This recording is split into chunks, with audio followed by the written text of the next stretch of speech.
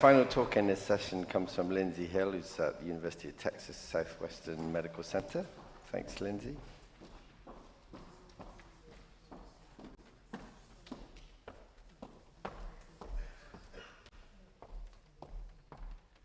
Okay. All right. Luckily, I'm just tall enough. Okay, yeah, thank you.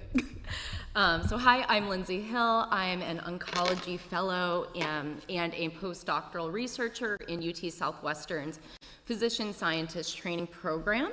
Today, I'll discuss our very small case series where we performed a comparative genetic analysis of primary versus secondary histiocytic sarcoma. I have no conflicts of interest.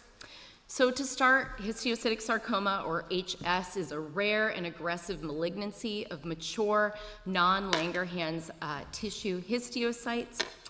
They're derived from the mononuclear phagocytic system of myeloid lineage, and they have variable presentation from limited disease to disseminated disease with a median onset around 60 years old.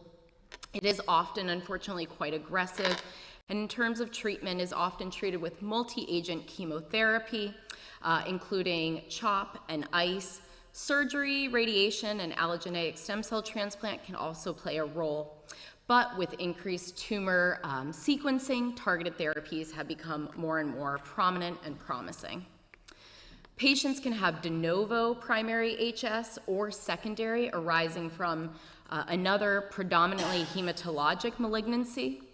And there have been three mechanisms that discuss this evolution, with the predominant hypothesis being that of direct transdifferentiation from the primary hematolymphoid malignancy to HS directly, foregoing the common progenitor. And this is often through mechanisms like the downregulation of PAX5 in the case of B cells, as well as the acquisition of activating mutations like those in the RAS-MAPK pathway. Selection pressure from prior therapies may also play a role.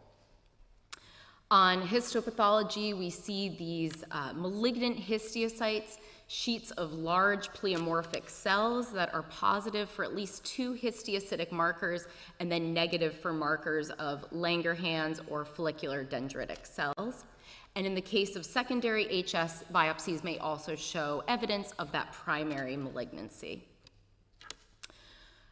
In terms of mutations, as mentioned with other histiocytic neoplasms, the RAS-MAPK pathway is one of the most highly mutated, around 57 to 100% of cohort cases. And then adjacent mutations can also lead to increased cellular proliferation via this pathway.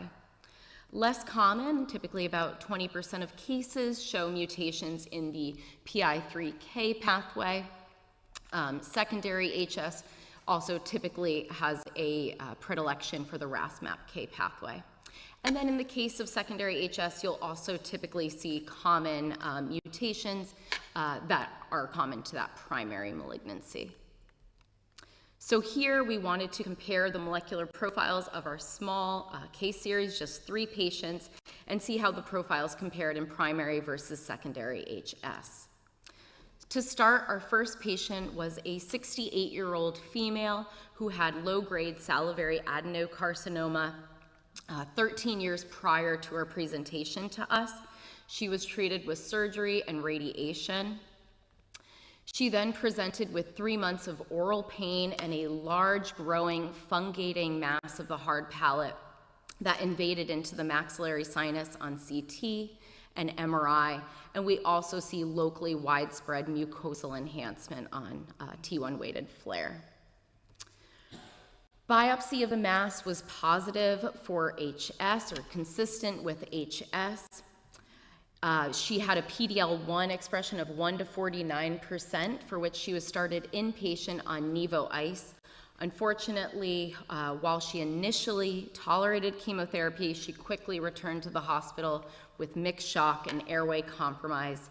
She was transitioned to comfort care and died just about 5 months after her initial presentation with symptoms.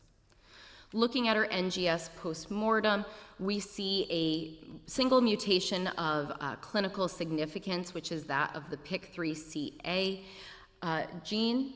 This is a known activating mutation and has previously been described. I also want to point out these two in orange, with CDKN2A being one of the most highly mutated genes in primary HS.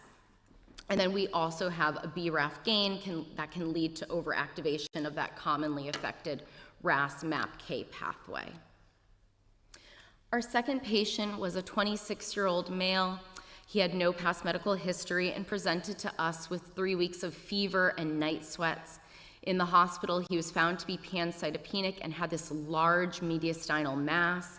Imaging also showed extensive nodal involvement and extranodal involvement. Bone marrow biopsy was negative, but ultimately a liver biopsy was consistent with HS. He was started on ICE inpatient, and when his PD-L1 CPS came back at 40, nivolumab was added. While we were waiting next generation sequencing, we referred him for an allogeneic stem cell transplant, and the transplanter did want nivolumab held for the last 2 cycles.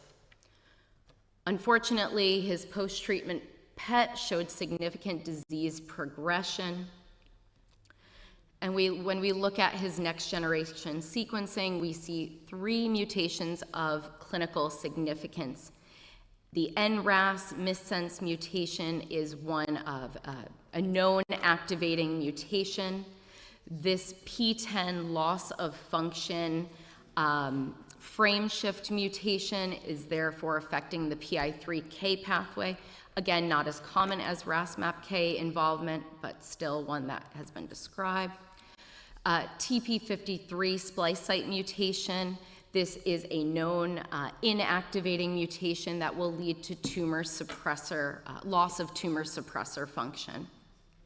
TP53 mutations are also one of the most highly mutated genes in HS. So given his NRAS mutation, our plan was to start MEK inhibition with cobimetinib plus or minus chemotherapy if needed as a bridge to his allo. Unfortunately, while planning for that, his large mediastinal mass did cause significant mass effect. He presented with effusions, acute respiratory failure, cardiac tamponade, and he was quickly transitioned to comfort care and died shortly thereafter, and this was just 6 months after his initial presentation. Our final patient is a 66-year-old female with a strong family history of both hematologic and solid malignancies, and a personal history of CLL 11 years prior to her presentation to us. She had been on rituximab plus or minus bendamustine as well as ibrutinib for 4 years when she presented to us with dyspnea, fatigue, and lymphadenopathy, which we could see on imaging with multi-station extensive lymphadenopathy. Of course, our initial concern was for Richter transformation, but both her bone marrow biopsy and a submandibular lymph node biopsy were consistent with HS. On bone marrow, we could see 20% involvement by CLL and 60% by HS, and this histopathology was consistent with HS found on her submandibular lymph node. Her PD-L1 initially was read at 0% and then came back at 10 to 20%. She was started inpatient on ICE as well, but this was very quickly complicated just the day following treatment with acidosis, shock, and cardiac arrest. While she was able to be resuscitated, she was transitioned to comfort care, and she passed just 2 months following her initial presentation to us. When we look at her next-gen sequencing post-mortem, we see 3 mutations that were considered of clinical significance. Again, TP53, one of the most highly mutated alterations that we see in HS, but notably Notch1 and TP53 inactivating mutations are associated with poor prognosis CLL. And her POT1 loss of function frame shift mutation was actually found at a variant allele frequency consistent with a germline mutation, which may explain a predisposition to CLL, as well as her extensive family history of other cancers. We also see these that are of possible clinical significance in orange. Again, we have mutations affecting that RAS-MAPK pathway with KRAS, PTPN11, and a KRAS copy gain. SETD2 has been seen in CLL. And then CREB-BP, so this was actually considered of unknown clinical significance per our NGS report. But when I look at this sequence, this is actually part of the histone acetyltransferase domain. So it is likely an inactivating mutation, and those have been described in secondary HS in the presence of follicular and diffuse large B-cell lymphoma. So my hypothesis is that this is likely in the setting of her CLL, especially when we look at these other variants. I presume that these are associated with her trans differentiation from CLL to HS. To confirm this, our group has used flow cytometry to separate her CLL from HS cells, and we plan to look at these mutations to confirm a common mutational profile that would support trans differentiation. So how do our mutations compare amongst these patients and to that of the literature? Of course, we see the most common mutations are in RAS-MAPK pathway, which is no surprise given how well this has been described. One thing that we do see, however, is this KRAS concomitant with a PTPN11 mutation in secondary HS. This actually is interesting because our French colleagues had just described in their report this month that no PTPN11 mutations were found in secondary HS, so this seems to be a bit of a difference that we have. The NRAS mutation seen with P10 for our second primary patient, we do not believe that this has been described in the literature either.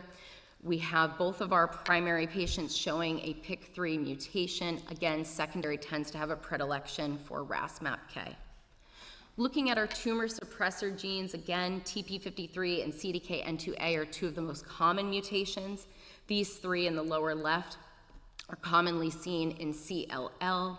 SETD2 likely associated with our patients, CLL as well, and that CREB-BP, given the description of this being seen in secondary HS with B-cell lymphomas, is likely due to a transdifferentiation as well from CLL to HS. So I do think it was warranted for these patients to get a multi-regimen chemotherapy to debulk them. However, I think it's become increasingly obvious that as we further understand the pathogenesis of HS, and there's this growing group of inhibitors, of targeted inhibitors, I think we really need to start incorporating them, as people in this room have been, more consistently in the front line. Perhaps we give 1 to 2 cycles of chemotherapy. If they're not responding, really add those in quite quickly, which you can see was not done in the cases of these patients. And I think one of the problems with that may be the juxtaposition between how fast growing this disease is and the time that it takes to get next-gen sequencing back, to get our targeted therapies approved, but I'm hopeful that this is also improving. With that, I'd like to thank the ECD Global Alliance and the organizers here, my UT Southwestern team, especially my clinical mentor, Dr. Ramakrishnan, who's in the audience, and my non-clinical mentors, because I am a biomedical engineer, for letting me come here, our patients, and all of you for listening. Happy to take questions. If not, I actually have a question to pose to the experts in this room about one of our patients, but I can always ask after if we don't have time. Thank you. Great.